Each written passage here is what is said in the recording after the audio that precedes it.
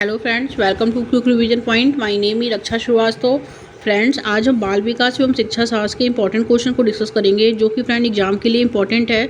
तो स्टार्ट करते हैं। फर्स्ट क्वेश्चन क्या है?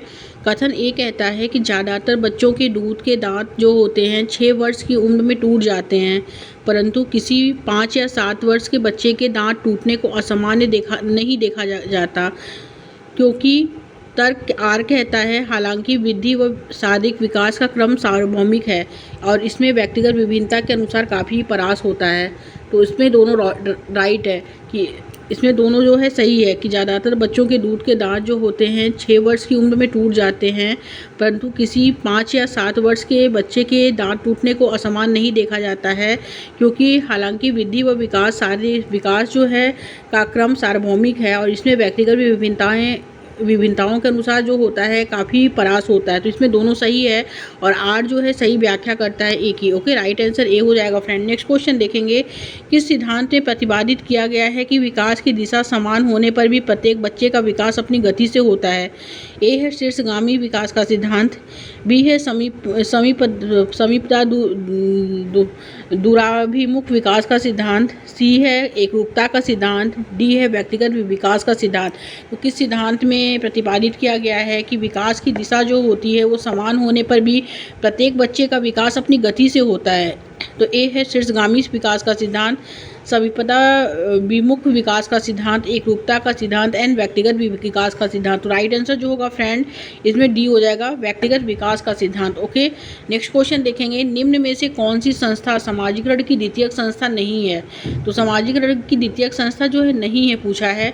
परिवार जो है वो सामाजिकरण की प्राथमिक संस्था आती है, बाकी मीडिया, स्कूल, समकक्षी ये सामाजिकरण की द्वितीयक संस्था है। ओके, नहीं पूछा है तो नहीं हो जाएगा ए परिवार। ओके, क्योंकि ये प्राथमिक संस्थाएं हैं। नेक्स्ट क्वेश्चन देखेंगे। किस चरण में बच्चे न केवल वस्तुओं के संदर्भ में तर्क कर पाते हैं बल्कि प्रतिज्ञापी चिंतन करने में भी सक्षम होते हैं?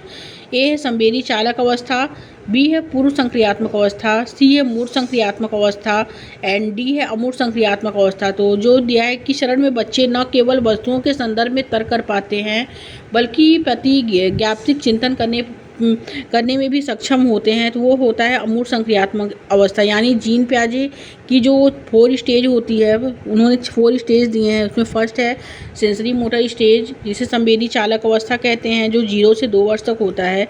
फिर है प्री ऑपरेशनल स्टेज, जिसे हम पूर्व संक्रियात्मक अवस्था कहते हैं, जो 2 से 7 वर्ष तक होता है। फिर आता है कॉन्क्रीट ऑपरेशनल स्टेज, जिसे हम मूर्त संक्रियात्मक अवस्था कहते हैं, जो 7 से 12 वर्ष तक होता है। फिर होता है फॉर्मल ऑपरेशनल स्टेज, जिसे हम औपचारिक संक्रियात्मक अवस्था या अमूर्त संक्रियात्मक अवस्था कहते हैं, जो 12 से 21 वर्ष तक होता है। तो किस चरण में बच्चे जो होते हैं न केवल वस्तुओं के संदर्भ में तर्क कर पाते हैं बल्कि प्रतिज्ञापित चिंतन करने में भी सक्षम होते हैं, तो वो होता है अमूर्त संक्रियात्मक अवस्था। ओके, राइट आंसर जो होगा फ्रेंड डी हो जाएगा। नेक्स्ट क्वेश्चन देखेंगे। पियाजे के अनुसार जन्म के बाद संज्ञानात्मक विकास की अवस्थाओं का सही क्रम कौन सा है? तो इसमें पहला है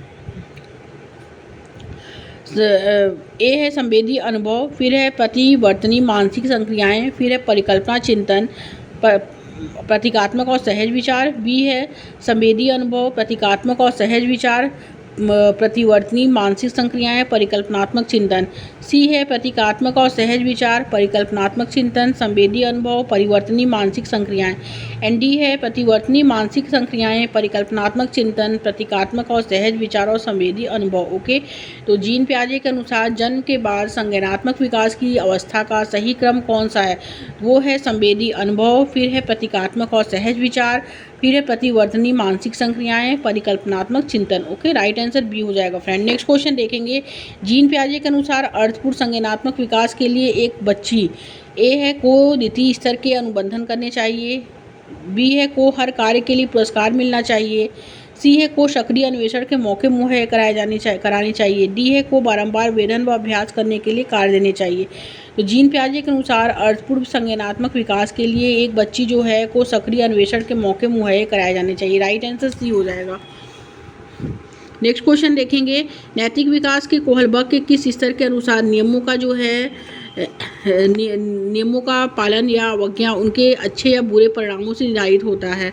तो ए है पूर्व संचालन स्तर, बी है पूर्व पारंपरिक स्तर, सी है पारंपरिक स्तर, डी है उत्तर पारंपरिक स्तर। तो राइट आंसर जो होगा फ्रेंड बी हो जाएगा, पूर्व पारंपरिक स्तर। ओके, आगे देखते हैं। वाइगोस्की के अनुसार बच्चे अपने साथियों के माध्यम से सीखते हैं। तो ए है के साथ सामाजिक संपर्क, बी है के साथ प्रतियोगिता, सी है के शारीरिक लड़ाई से शारीरिक रूप से लड़ाई, एंड डी है काम मजाक उड़ाने। तो वाइगोस्की के अनुसार बच्चे अपने साथियों के साथ जो सीखते हैं सामाजिक संपर्क के साथ सीखते हैं। ओके, राइट आंसर जो होगा फ्रेंड ए हो जाएगा, सामाजिक संपर्क के माध्यम से सीखते हैं।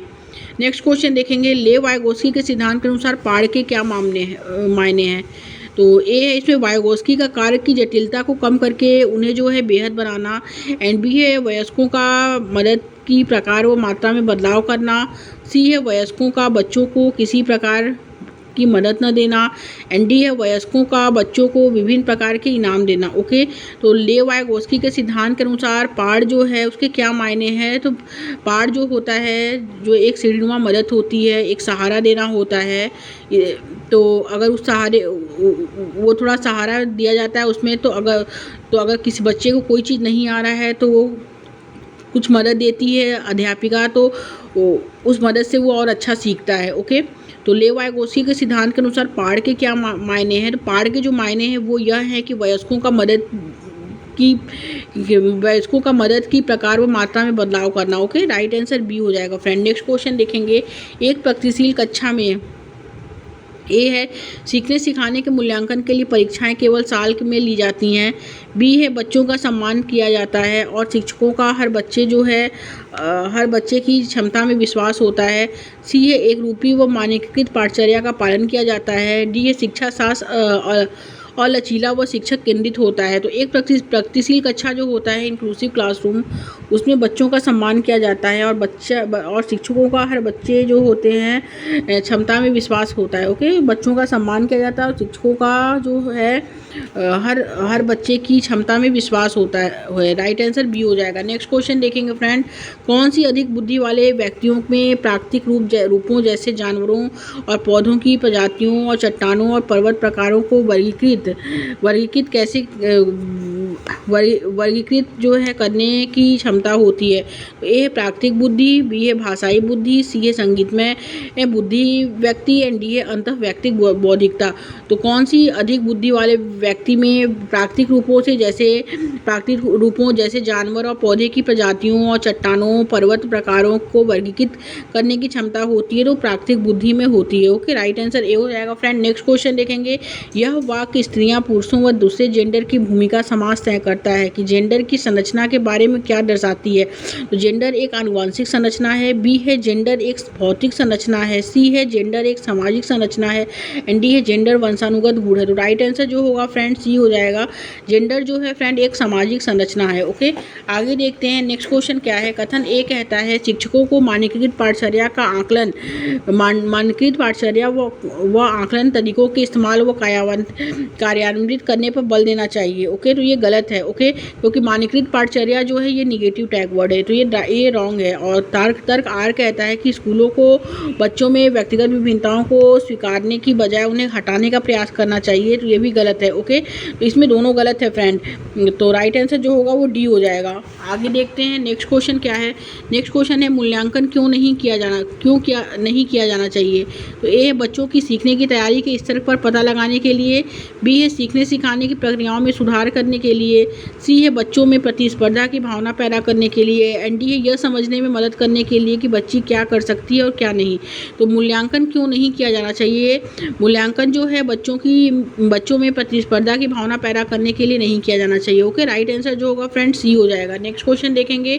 छात्रों को उनके सीखने पर रचनात्मक प्रतिक्रिया प्रदान करने और अपने स्वयं के अध्यापन पर मनन करने के लिए शिक्षकों को ए योगात्मक मूल्यांकन का प्रयोग करना चाहिए, बी है रचनात्मक मूल्यांकन का प्रयोग करना चाहिए, सी है केवल शैक्षिक पहलुओं पर ध्यान देना चाहिए, एंड डी है केवल पेपर पेंसिल वस्तुनिष्ठ प्रकार के परीक्षण के उपयोग पर ध्यान देना चाहिए। तो इसमें केवल वाला ये भी गलत, योगात्मक नहीं रचनात्मक मूल्यांकन का प्रयोग करना चाहिए। ओके, छात्रों को उनके सीखने पर रचनात्मक प्रतिक्रिया प्रदान करने और अपने स्वयं के अध्यापन पर मनन करने के लिए शिक्षकों को रचनात्मक मूल्यांकन का प्रयोग करना चाहिए। ओके, राइट आंसर जो होगा फ्रेंड बी हो जाएगा। नेक्स्ट क्वेश्चन देखेंगे, समावेशी स्कूल की स्थापना में बहिष्करण व पर सवाल उठाना शामिल है। ओके, राइट आंसर जो होगा ए हो जाएगा। आगे देखते हैं फ्रेंड, वंचित और वंचित पृष्ठभूमि के बच्चों को कक्षा की चर्चाओं में शामिल करना महत्वपूर्ण है, क्योंकि ए है इन बच्चों पर दया करनी चाहिए और हमें उनके प्रति सहानुभूतिपूर्ण रवैया अपनाना चाहिए। बी है, प्रत्येक बच्चे को शिक्षा का अधिकार है और शिक्षक को सभी बच्चों को शामिल करना चाहिए, चाहे उनका सामाजिक, आर्थिक, सांस्कृतिक और धार्मिक संदर्भ कुछ भी हो। एंड सी है, ऐसे बच्चों में सीखने की क्षमता नहीं होती। एंड डी है, ये बच्चे बेवकूफ़ हैं और इन्हें दूसरे बच्चों के साथ घुलने मिलने नहीं देना चाहिए। तो वंचित और वंचित पृष्ठभूमि के बच्चों को कक्षा की चर्चाओं में शामिल करना महत्वपूर्ण है, क्योंकि प्रत्येक बच्चे को शिक्षा का अधिकार है और शिक्षक को सभी बच्चों को शामिल करना चाहिए, चाहे उसका सामाजिक, आर्थिक, सांस्कृतिक और धार्मिक संदर्भ कुछ भी हो। ओके, राइट आंसर बी हो जाएगा फ्रेंड। नेक्स्ट क्वेश्चन देखेंगे, इसमें नेक्स्ट क्वेश्चन है कि एक बच्चे को कई शब्दों को आपस में अंतर करने में कठिनाई आती है। नमन और मनन, नमन और मनन, कलम और कमल, यह किसका विशेष अभिलक्षण है? तो जब उसको किस शब्दों को आपस में अंतर करने में कठिनाई आती है, यानी पढ़ने में कठिनाई आती है, तो ए है, क्योंकि वो नमन को मनन करता है, कलम को कमल करता है, यह किसका विशेष अभिलक्षण है? वो है पठन वैकल्प का, यानी डिसलेक्सिया का। गुणज वैकल्प जो होता है वो गणितीय गणना से संबंधित होता है, डिसेबिलिटीज है। ओके, और डिस्ग्राफिया जो होता है वो लिखने से होता है। भाषा वैकल्प भाषा से रिलेटेड है। ओके, वो तो इसमें जो होगा कि नमन को मनन और कलम को कमल कर रहा है, तो यह जो है ये पठन वैकल्प का जो है वो कठिनाई इसमें है। ओके, यानी डिसलेक्सिया है उसको। राइट आंसर डी हो जाएगा इसमें। नेक्स्ट क्वेश्चन देखेंगे, निम्न में से कौन से शिक्षा शास्त्रीय प्रावधान एक विद्यार्थी जिसे कम सुनाई देता है कि जरूरतों के अनुसार उपयुक्त समायोजन है? ओके, तो ए फर्स्ट है शिक्षित के पास बैठने की अनुमति देना। सेकंड है परिवेश की पृष्ठभूमि के शोर को कम करना। थर्ड है व्याख्यान प्रणाली का उपयोग, तो ये गलत है। एंड फोर्थ है व्यक्ति पत्र देना जिसमें आलेखी, आयोजक और संकलनात्मक चित्रण हो। ओके, तो पहला, दूसरा और चौथा इसमें राइट आंसर हो जाएगा, तो करेक्ट आंसर ए हो जाएगा। नेक्स्ट क्वेश्चन देखेंगे, एक शिक्षिका अपने विद्यार्थियों में रचनात्मकता को किसके द्वारा बढ़ावा दे सकती है? तो ए है कई विचारों और सहज ज्ञान युक्त अनुमानों को प्रोत्साहित करना। बी है केवल सूचना के पुनरुत्पादन को बढ़ावा देकर। सी है बार बार अभ्यास और वेधन से। डी है यह सुनिश्चित करके कि शिक्षक का बच्चों की शिक्षा पर पूर्ण नियंत्रण है। तो रचनात्मकता को बढ़ावा जो दे सकती है वो कई विचारों और सहज ज्ञान युक्त अनुमानों को प्रोत्साहित करके, ना कि केवल, तो गलत है। वेधन और बार बार अभ्यास ये भी गलत है। सुनिश्चित शिक्षकों का शिक्षा पर पूर्ण नियंत्रण ये भी गलत है। करेक्ट आंसर ए हो जाएगा इसमें, कई विचारों और सहज ज्ञान युक्त अनुमानों को प्रोत्साहित करना। ओके, आगे देखेंगे फ्रेंड, नेक्स्ट क्वेश्चन क्या है, शिक्षक को प्रोत्साहित करना चाहिए बजाय कि? ए है आंतरिक अभिप्रेरणा को प्रोत्साहित करना चाहिए और बजाय बाहरी अभिप्रेरणा के। ओके, तो राइट आंसर ए हो जाएगा इसमें। नेक्स्ट क्वेश्चन देखेंगे, निम्नलिखित में से कौन सी भावना सार्थक सीखने की प्रक्रिया में बाधा डालती है? तो आनंद, खुशी, गर्व, ये तो है, लेकिन उब जो है वो बाधा डालता है। ओके, राइट आंसर ए हो जाएगा। नेक्स्ट क्वेश्चन देखेंगे, विद्यार्थी को अधिगम असहायता को दर्शाते हैं। विद्यार्थी जो अधिगम असहायता को दर्शाते हैं। ए है मानते हैं कि क्षमता स्थिर व स्थायी है। बी है मानते हैं कि क्षमता वृद्धिशील है, उसे प्रयास से बेहतर किया जा सकता है। सी है महारत उन्मुखी विद्यार्थी होते हैं। डी है सीखने उन्मुख लक्ष्य तय करते हैं। तो विद्यार्थी जो अधिगम असहायता को दर्शाते हैं, मानते हैं कि क्षमता स्थिर है वह स्थायी है। ओके, राइट आंसर ए हो जाएगा फ्रेंड। नेक्स्ट क्वेश्चन देखेंगे, बच्चा क्या सीखता है, वह कितनी अच्छी तरह सीखता है और विभिन्न परिस्थितियों में उस सीखने को कैसे लागू कर पाता है, यह इस पर निर्भर करता है। ए है वस्तुओं और लोगों के अवलोकन और अंतर्क्रिया के अवसर। बी है शिक्षक याद रखने और याद करने के कितने अवसर प्रदान करता है। सी है सीखने को सुनिश्चित करने के लिए उसे किस तरह की सजा दी जाती है। एंड डी है कार्यों को पूरा करने के लिए उसे विभिन्न प्रकार के भौतिकवादी पुरस्कार दिए जाते हैं। तो राइट आंसर जो होगा फ्रेंड ए हो जाएगा कि वस्तुओं और लोगों के अवलोकन और अंतर्क्रिया के अवसर। ओके, तो बच्चा क्या सीखता है, वह कितनी अच्छी तरह सीखता है और विभिन्न परिस्थितियों में उस सीखने को कैसे लागू कर पाता है, यह जो निर्भर करता है, यह वस्तुओं और लोगों के अवलोकन और अंतर्क्रिया के अवसर पर निर्भर करता है। ओके, राइट आंसर ए हो जाएगा। आगे देखेंगे, अपनी सोच के बारे में सोच पाना जो है वो क्या है? अपनी सोच के बारे में सोच पाना जो है वो अधिसंज्ञान है और यह एक उच्च स्तरीय कौशल है। ओके, राइट आंसर जो होगा फ्रेंड इसमें वो हो जाएगा डी। नेक्स्ट क्वेश्चन देखेंगे, एक शिक्षिका एक शिक्षिका रचनावादी कक्षा में सीखने को कैसे सुसाधित कर सकती है?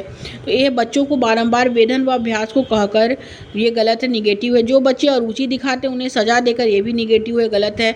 सी है सीखने सिखाने की प्रक्रिया को दिलचस्प व संबंधात्मक बनाकर, तो ये तो पॉजिटिव है। एंड डी है पाठ्य पुस्तक के सवालों के उत्तर निर्देशित करके, तो पाठ्य पुस्तक भी निगेटिव है। तो राइट आंसर जो होगा फ्रेंड्स सी हो जाएगा। एक शिक्षिका रचनावादी कक्षा में सीखने को कैसे सुसाधित कर सकती है? तो सीखने सिखाने की प्रक्रिया को दिलचस्प व संवादात्मक बनाकर जो है सुसाधित कर सकती है। राइट आंसर सी हो जाएगा। नेक्स्ट क्वेश्चन देखेंगे फ्रेंड। कथन ए कहता है माध्यमिक स्कूली कक्ष में एक शिक्षिका की प्रमुख भूमिका ज्ञान का स्थानांतरण व विद्यार्थियों के गलत उत्तरों को जो है सही करना है। ओके, तो ये क्या, ये गलत है। और सेकंड क्या है, सीखना तथ्यों को अर्जित करने की प्रक्रिया है, तो वेधन व बारंबार अभ्यास से आती है, ये भी गलत है। ओके, वेधन जो है ये निगेटिव है, ये गलत है। तो इसमें दोनों गलत है फ्रेंड। तो राइट आंसर जो होगा वो डी हो जाएगा। आगे देखते हैं नेक्स्ट क्वेश्चन क्या है। निम्न में से कौन सी रणनीति अर्थपूर्ण अधिगम को सुसाधित नहीं करेगी? तो ए है समकक्षी को समझना, बी है संकल्पनात्मक मानचित्र बनाना, एंड थर्ड है मानसिक चित्र व प्रवाह संचित्र बनाना, एंड फोर है इसमें उदाहरण व गैर उदाहरण सोचना, एंड फिफ्थ है खुद से सवाल करना। तो पहला, दूसरा, तीसरा, चौथा, पांचवा इसमें राइट है। ओके, पांचों राइट है। राइट आंसर ए हो जाएगा। नेक्स्ट क्वेश्चन, नेहा हमेशा रश्मि से अधिक अंक प्राप्त करने के लिए कहती है ताकि वो खुद को रश्मि से बेहतर दिखा पाए। नेहा किस प्रकार के लक्ष्य निर्धारित कर रही है? तो ए है आंतरिक अभिप्रेरणा द्वारा निर्धारित लक्ष्य, सीखने के लक्ष्य, महारत लक्ष्य, प्रदर्शन लक्ष्य। तो राइट आंसर डी हो जाएगा फ्रेंड, प्रदर्शन लक्ष्य। नेक्स्ट क्वेश्चन, एक सामाजिक रचनावादी कक्ष में बच्चों का सीखना किससे प्रभावित नहीं होगा? ए है कक्षा कक्ष में की जाने वाली गतिविधियों से, बी है पाठचर्या और पुस्तकों में दी गई विषय वस्तु से, सी है सहकर्मी समूहों के साथ अंतःक्रिया से, डी है दोस्तों द्वारा प्राप्त अंकों से। तो करेक्ट आंसर डी हो जाएगा फ्रेंड, दोस्तों द्वारा प्राप्त अंकों से। ओके, आगे देखते हैं फ्रेंड, दूसरा सेट पे आते हैं। दूसरा सेट में है कि निम्न में से कौन से संवेगात्मक विकास का हिस्सा है? संवेगात्मक विकास का हिस्सा क्या है? ए है अंतःवैयक्तिक कौशल, बी है अवधान व स्मृति, सी है शारीरिक प्रणाली की क्रिया, एंड डी है प्रतिबौद्धिक और गति कौशल। तो संवेगात्मक विकास का जो हिस्सा है फ्रेंड वो है अंतःवैयक्तिक कौशल। ओके, करेक्ट आंसर ए हो जाएगा। कौन से कारक बच्चों के विकास को निर्धारित व प्रभावित करते हैं? तो फर्स्ट है इसमें आनुवंशिकता, सेकंड है भौतिक वातावरण, थर्ड है सामाजिक सांस्कृतिक परिवेश। तो इसमें तीनों जो है वो विकास को निर्धारित व प्रभावित करते हैं। ओके, तो राइट आंसर जो होगा फ्रेंड डी हो जाएगा। नेक्स्ट क्वेश्चन देखेंगे। कथन ए कहता है स्कूल में सीखने के लिए बच्चों के गति कौशल का समन्वय महत्वपूर्ण नहीं है। तो ये गलत है, क्योंकि स्कूल में सीखने के लिए बच्चों के गति कौशल का समन्वय महत्वपूर्ण है, ना कि नहीं है। ओके, तो ये गलत है। सीखना और विकास जो है एक दूसरे से स्वतंत्र है, ये भी गलत है कि सीखना और विकास जो होते हैं एक दूसरे से स्वतंत्र, गलत है, क्योंकि सीखना और विकास एक दूसरे से परस्पर जुड़े हुए हैं, ना कि स्वतंत्र है। इसमें दोनों गलत है। ओके, राइट आंसर डी हो जाएगा फ्रेंड। नेक्स्ट क्वेश्चन देखेंगे। माध्यमिक स्कूल में परिवार व समकक्षियों की बच्चों के विकास में क्या भूमिका है? तो ए है दोनों की कोई भूमिका नहीं है, तो इसमें तो ये गलत है। बी क्या है, परिवार की कोई भूमिका नहीं है और समकक्षियों की महत्वपूर्ण भूमिका है, ये भी गलत है। सी क्या है, समकक्षियों की कोई भूमिका नहीं है और परिवार की प्रमुख भूमिका है, ये भी गलत है। डी है माध्यमिक स्कूल में परिवार व समकक्षियों के बच्चों के विकास में जो भूमिका होता है फ्रेंड वो दोनों की अलग अलग परंतु महत्वपूर्ण भूमिका है। ओके, राइट आंसर जो होगा डी हो जाएगा। आगे देखते हैं फ्रेंड, नेक्स्ट क्वेश्चन क्या है। एक विद्यार्थी शाब्दिक कथन के तर्क को बिना वास्तविक परिस्थिति से संबंधित किए जो है विवेचित कर लेता है। पियाजे के अनुसार विद्यार्थी संज्ञानात्मक विकास की किस अवस्था में है? ए है औपचारिक संक्रियात्मक अवस्था, बी है पूर्व संक्रियात्मक अवस्था, सी है मूल संक्रियात्मक अवस्था, एंड डी है संवेदी संक्रियात्मक अवस्था। तो राइट आंसर जो होगा फ्रेंड कि तर्क को बिना वास्तविक परिस्थिति से संबंधित किए विवेचित कर लेता है। और पियाजे के अनुसार विद्यार्थी संज्ञानात्मक विकास की किस अवस्था में है? तो वो है औपचारिक संक्रियात्मक अवस्था में है। ओके, राइट आंसर ए हो जाएगा। नेक्स्ट क्वेश्चन देखेंगे, जीन पियाजे के अनुसार बच्चों की सोच वयस्कों से जो होती है से गुणात्मक रूप से भिन्न होती है। ओके, राइट आंसर ए हो जाएगा इसमें। नेक्स्ट क्वेश्चन देखेंगे, कोहलबर्ग के नैतिक विकास के किस चरण में व्यक्तियों का मानना है कि नियमों में आपसी समझौते शामिल होने चाहिए और व्यक्ति के अधिकारों की रक्षा की जानी चाहिए। तो ए है यांत्रिक सापेक्षता अभिविन्यास, बी है सजा और आज्ञाकारिता अभिविन्यास, सी है सामाजिक अनुबंधन अभिविन्यास, डी है अच्छा लड़का अच्छी लड़की अभिविन्यास। तो राइट आंसर जो इसमें हो जाएगा फ्रेंड ए हो जाएगा, यांत्रिक सापेक्षता अभिविन्यास। नेक्स्ट क्वेश्चन देखेंगे, लेव वायगोस्की ने जो है सामाजिक सांस्कृतिक सिद्धांत में प्रस्तावित किया है कि सीखना ज्ञान के सह निर्माण की प्रक्रिया है। ओके, राइट आंसर जो होगा बी हो जाएगा इसमें। आगे देखेंगे, निम्न में से क्या जो है लेव वायगोस्की के सिद्धांत का उपयुक्त जो है कक्षाकक्ष निहितार्थ है। तो ए इसमें बच्चों से अपेक्षा रखनी चाहिए कि वे पूर्ण रूप से खुद से चीज़ों को खोज पाएंगे। बी है इसमें बच्चों में वांछनीय व्यवहार को बढ़ावा देने के लिए उन्हें इनाम देने चाहिए। सी है बच्चों में अवांछनीय व्यवहार को कम करने के लिए सजा देनी चाहिए। एंड डी है बच्चों का सीखने के में मार्गदर्शन व सहायता करनी चाहिए। तो लेव वायगोस्की के सिद्धांतों का जो उपयुक्त कक्षाकक्ष निहितार्थ है वो यह है कि बच्चों को सीखने में मार्गदर्शन व सहायता करनी चाहिए। ओके, राइट आंसर डी हो जाएगा फ्रेंड। नेक्स्ट क्वेश्चन देखेंगे, रोमा जयप्रीत को एक खास वर्ड पहेली जो है सुलझाने में संकेत व इशारे देकर मदद करती है जब तक जसप्रीत उसे जो है करने में बेहतर न हो जाए। रोमा का धीरे धीरे कर अपनी मदद करना निम्न में से किसका उदाहरण है। तो वो है पाड़ का उदाहरण है। ओके, राइट आंसर ए हो जाएगा। आगे देखते हैं फ्रेंड्स, कथन ए कहता है एक प्रगतिशील कक्षा में शिक्षिका को होना चाहिए और बच्चों को नियंत्रण में रखना चाहिए। तो ये गलत है। ओके, कि और तर्क आर क्या है कि बच्चे तभी सीखते हैं जब शिक्षक उन पर पूर्ण रूप से नियंत्रण रखते हैं। तो ये भी गलत है, इसमें दोनों निगेटिव है। ओके, राइट आंसर जो होगा डी हो जाएगा, दोनों गलत है।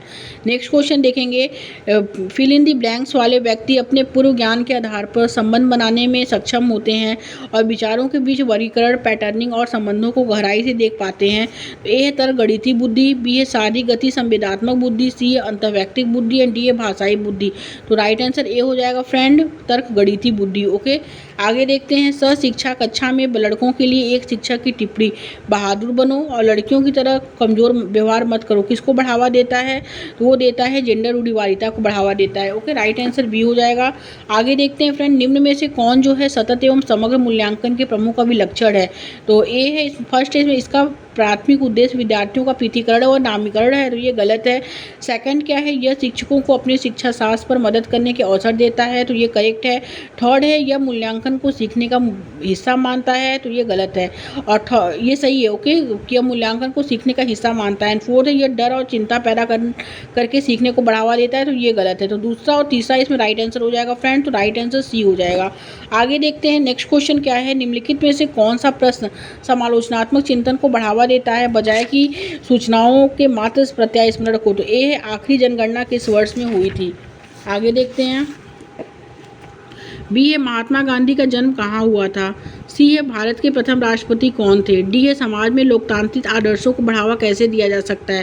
तो राइट आंसर इसमें डी हो जाएगा फ्रेंड, समाज में लोकतांत्रिक आदर्शों को बढ़ावा कैसे दिया जा सकता है। ओके, आगे देखते हैं, नेक्स्ट क्वेश्चन क्या है, वंचित समूहों के विद्यार्थियों के समावेश को सफल बनाने के लिए शिक्षकों को क्या करना चाहिए। ए है अलग अलग प्रकार की गतिविधियों के माध्यम से उनकी संस्कृति के विभिन्न पहलुओं को शामिल करना चाहिए। बी है उन्हें सांस्कृतिक गतिविधियों में भाग लेने के लिए हतोत्साहित करना चाहिए और पढ़ाई पर ध्यान देने के लिए कहना चाहिए। सी है उन्हें सांस्कृतिक गतिविधियों में भाग लेने के लिए प्रोत्साहित करना चाहिए परंतु पढ़ाई पर नहीं। एंड डी है प्यार से उनके माता पिता को उन्हें घर पर ट्यूशन पढ़ाने को कहना चाहिए। तो वंचित समूह के विद्यार्थी के समावेश को सफल बनाने के लिए शिक्षकों को अलग अलग प्रकार की गतिविधियों के माध्यम से उनकी संस्कृति के विभिन्न पहलुओं को शामिल करना चाहिए। राइट आंसर ए हो जाएगा। आगे देखते हैं, समावेशी शिक्षा की प्रमुख शिक्षा शास्त्री जो है गणनीति या रणनीति क्या है। तो ए है सहयोग है, पृथक्करण है, नकारात्मक भेदभाव है, नामीकरण है। तो समावेशी शिक्षा की प्रमुख शिक्षा शास्त्रीय रणनीति जो है वो सहयोग है। ओके, राइट आंसर ए हो जाएगा। आगे देखेंगे, एक शिक्षक को वंचित समूहों के विद्यार्थियों के समावेशन के लिए क्या करना चाहिए। तो ए है इसमें एक ऐसे कक्षा नीति का निर्माण करना चाहिए जहाँ व्यक्तिगत विभिन्नताओं को स्वीकार किया जाए और प्रत्येक बच्चे को महत्व दिया जाए। बी है बच्चों की शैक्षिक क्षमताओं की पहचान करके समान जो है समान क्षमताओं वाले बच्चों के समूह बनाएं। एंड सी है बच्चों को उनकी जाति के आधार पर अलग अलग समूह में बांटा जाए। एंड डी है इसमें कि उन्हें पाठ्य पुस्तक आधारित ज्ञान का पुनरुत्पादन करने के लिए बढ़ावा दिया जाए और भले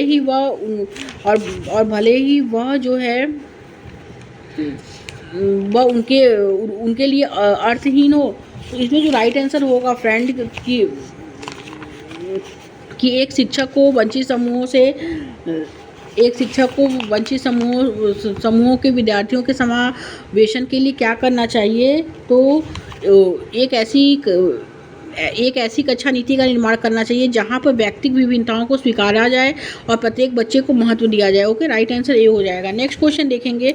एक बच्चे के बुद्धि परीक्षण के स्कोर यह दर्शाते हैं कि औसत से ऊपर है, वह कक्षा में नियमित तथा क्रियाशील है, उसके गणित के कॉर्पोरेट तथा लिखने का कौशल अच्छा है, परंतु जब उसे सुस्वर पाठन करने के लिए कहा जाता है तो उसका निष्पादन बुरा होता है। बच्ची में किसके लक्षण होने की संभावना है। तो ए है इसमें डिस्ग्राफिया, बी है डिस्कैलकुलिया, सी है डिसलेक्सिया एंड डी है स्वलीनता। राइट आंसर सी हो जाएगा friend, dyslexia. Okay, correct answer जो होगा सी हो जाएगा। नेक्स्ट क्वेश्चन देखें, रचनात्मकता क्या है। ए है बिना ऊब के किसी कार्य को बार बार करने की क्षमता है, बी है लंबे गद्यांशों को रटने की क्षमता है, सी है अपसारी ढंग से सोचने की क्षमता है, डी है दूसरों की नकल ज्यों की त्यों करने की क्षमता है। तो इसमें करेक्ट आंसर जो होगा सी हो जाएगा, अपसारी ढंग से सोचने की क्षमता है रचनात्मकता। ओके, आगे देखते हैं सामाजिक रचनात्मक परिप्रेक्ष्य में सीखने को किस प्रकार देखा जाता है। तो ए है इसमें सक्रिय और सामाजिक प्रक्रिया के रूप में, बी है ज्ञान के निष्क्रिय अर्जन की प्रक्रिया, एंड सी है व्यवहार में अपेक्षाकृत स्थायी परिवर्तन, एंड डी है उत्तेजना और प्रतिक्रिया के बीच अनुबंध। तो सामाजिक रचनात्मक परिप्रेक्ष्य में सीखने को जो देखा जाता है वो सक्रिय और सामाजिक प्रक्रिया के रूप में देखा जाता है। ओके, राइट आंसर ए हो जाएगा फ्रेंड। नेक्स्ट क्वेश्चन, आंतरिक अभिप्रेरणा का उदाहरण क्या है। ए है प्रथम पुरस्कार पाने के लिए पढ़ना, बी है अपनी उत्सुकता की संतुष्टि के लिए सीखना, सी है सराहना पाने के लिए काम पूरा करना, एंड डी है साइकिल पाने के लिए प्रथम आना। तो आंतरिक अभिप्रेरणा जो होती है अपनी उत्सुकता की संतुष्टि के लिए सीखना होता है। ओके, राइट आंसर बी हो जाएगा। नेक्स्ट क्वेश्चन देखेंगे, कथन ए कहता है प्रभावी शिक्षण में छात्रों के साथ सकारात्मक संबंध बनाना और उनकी भावनात्मक जरूरतों को महत्व देना शामिल है। तो बिल्कुल करेक्ट है, क्योंकि भावनाएं और सीखना जो होता है वो परस्पर एक दूसरे से संबंधित है, ये भी करेक्ट है। ओके, तो ए और आर इसमें दोनों सही है और आर जो है वो ए की सही व्याख्या भी करता है। तो करेक्ट आंसर जो होगा फ्रेंड उसमें ए हो जाएगा। महारत, नेक्स्ट क्वेश्चन देखेंगे, महारत उन्मुखी विद्यार्थी कैसे होते हैं। फर्स्ट है सीखने के लिए लक्ष्य तय करते हैं, एंड सेकंड क्या है, मानते हैं कि इस क्षमता स्थिर व स्थायी है, तो ये गलत है। थर्ड है मानते हैं बहुत ही आसान लक्ष्य करते हैं या कोई लक्ष्य तय नहीं करते, तो ये भी गलत है। एंड फोर्थ है अपने सीखने को सुसाध्य करने के लिए दूसरों की सहायता व मदद लेते हैं। तो महारत उन्मुखी विद्यार्थी जो होते हैं वो सीखने के लिए लक्ष्य तय करते हैं और अपने सीखने को सुसाध्य करने के लिए दूसरों की सहायता व मदद लेते हैं। ओके, तो पहला और चौथा इसमें राइट आंसर हो जाएगा, तो करेक्ट आंसर सी हो जाएगा। नेक्स्ट क्वेश्चन देखेंगे, बच्चों के द्वारा प्रश्न पूछने को नज़रअंदाज करना चाहिए पर उन्हें सजा देनी होनी चाहिए। सी है कि अनुमति नहीं दी जानी चाहिए। बच्चों के द्वारा प्रश्न पूछने पे उन्हें प्रोत्साहित किया जाना चाहिए, ना कि सजा देना चाहिए, नज़रअंदाज करना चाहिए, अनुमति नहीं देनी चाहिए, उनको प्रोत्साहित किया जाना चाहिए। ओके, राइट आंसर डी हो जाएगा फ्रेंड। नेक्स्ट क्वेश्चन देखेंगे, विद्यार्थी प्रभावी तरीके से तब सीखते हैं जब खोज अधिगम जो होता है द्वारा अन्वेषण की प्रक्रियाओं पर ध्यान दिया जाता है। ओके, तो राइट आंसर जो होगा वो डी हो जाएगा इसमें। आगे देखते हैं, शिक्षण अधिगम प्रक्रिया के दौरान शिक्षक द्वारा बच्चों को लगातार नए अन्वेषण, खेल और विभिन्न व्यवहारिक गतिविधियों के माध्यम से नया ज्ञान के सर्जन के लिए प्रोत्साहित किया जाता है। यह उदाहरण जो है ये क्या, तो फर्स्ट है इसमें एक प्रगतिशील कक्षा का जिसमें बच्चों को करके सीखने का अवसर एवं उनकी सक्रिय भागीदारी, तो ये करेक्ट है। सेकंड है परंपरागत कक्षा का जिसमें शिक्षण अधिगम प्रक्रिया में शिक्षक की सक्रिय भागीदारी कहीं नहीं होती है, हमेशा बालक की या विद्यार्थी की भागीदारी होती है, गलत है। थर्ड क्या है, एक ऐसी कक्षा जिसमें शिक्षक किताबी ज्ञान से अलग हटकर जो है बाल केंद्रित विधियों को अधिगम करने को महत्व देता है। एक ऐसी कक्षा शिक्षक अधिगम को अन्य तरीकों की जानकारी नहीं है, तो ये गलत है। पहला और तीसरा इसमें राइट हो जाएगा। ओके, राइट आंसर जो होगा फ्रेंड वो हो जाएगा ए।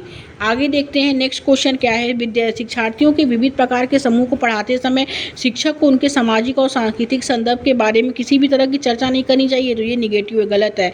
एंड तर्क आर है कि सामाजिक और सांस्कृतिक संदर्भ अधिगम में किसी भी प्रकार की भूमिका नहीं निभाते हैं, तो ये भी गलत है। ओके, तो दोनों इसमें गलत है फ्रेंड, तो राइट आंसर डी हो जाएगा। नेक्स्ट क्वेश्चन देखेंगे, छात्रों के बीच गहरी संप्रत्यात्मक समझ को विकसित करने के लिए एक शिक्षक को ए है अवधारणाओं को याद करने पर ध्यान देना चाहिए, बी है प्रत्यक्ष निर्देश के तरीकों का उपयोग करना चाहिए, सी है संसाधन के लिए प्रावधान करना चाहिए जिससे करके सीखने को सुसाधित किया जा सके, एंड डी है इसमें मौखिक प्रस्तुतिकरण करना चाहिए और बच्चों को प्रश्न पूछने से हतोत्साहित करना चाहिए। तो इसमें करेक्ट आंसर सी हो जाएगा फ्रेंड, संसाधन के लिए प्रावधान करना चाहिए जिससे करके सीखने को सुसाधित किया जा सके। ओके, राइट आंसर सी हो जाएगा। नेक्स्ट एंड लास्ट क्वेश्चन देखेंगे, विविध भौतिक शिक्षण सामग्री का उपयोग करने से बच्चों को सीखने की अवधारणाओं में किस क्रम में मदद मिलती है, तो ए है ठोस से अमूर्त, बी है अपरिचित से परिचित, सी है उच्च क्रम से निचले क्रम, एंड डी है जटिल से सरल। तो विविध भौतिक शिक्षण सामग्री का उपयोग करने से बच्चों को सीखने की अवधारणाओं में जो मदद मिलती है वो ठोस से अमूर्त में मदद मिलती है। ओके, राइट आंसर ए हो जाएगा फ्रेंड्स। Thank you friends.